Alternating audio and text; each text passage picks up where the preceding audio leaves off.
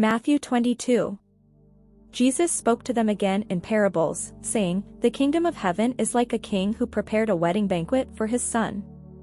He sent his servants to those who had been invited to the banquet to tell them to come, but they refused to come. Then he sent some more servants and said, 'Tell those who have been invited that I have prepared my dinner, my oxen and fattened cattle have been butchered, and everything is ready. Come to the wedding banquet.' But they paid no attention and went off, one to his field, another to his business. The rest seized his servants, mistreated them and killed them. The king was enraged.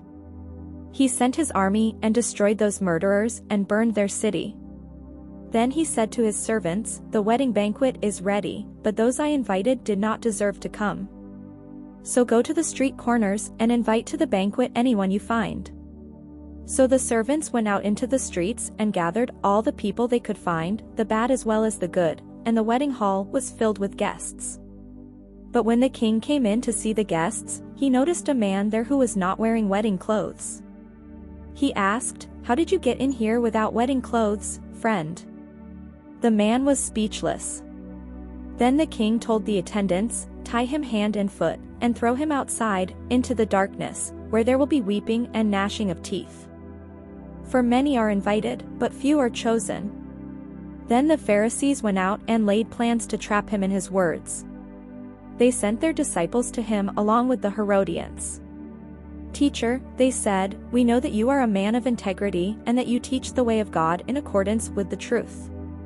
You aren't swayed by others, because you pay no attention to who they are.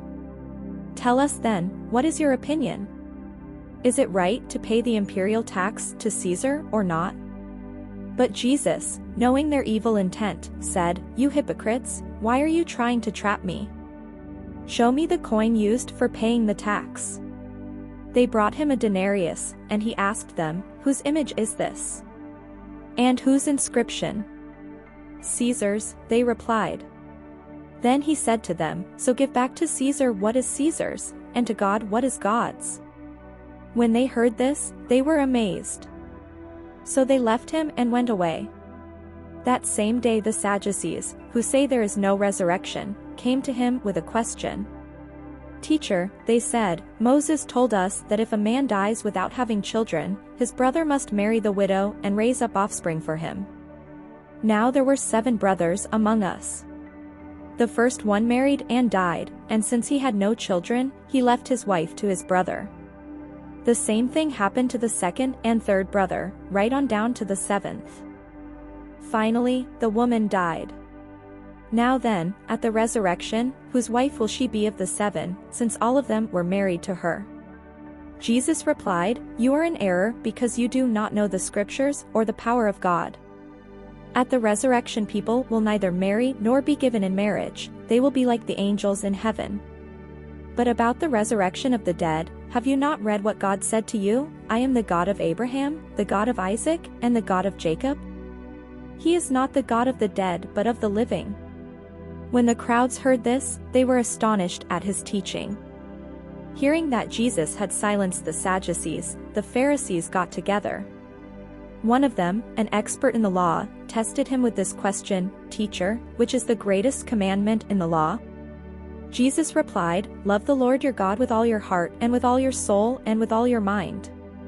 This is the first and greatest commandment.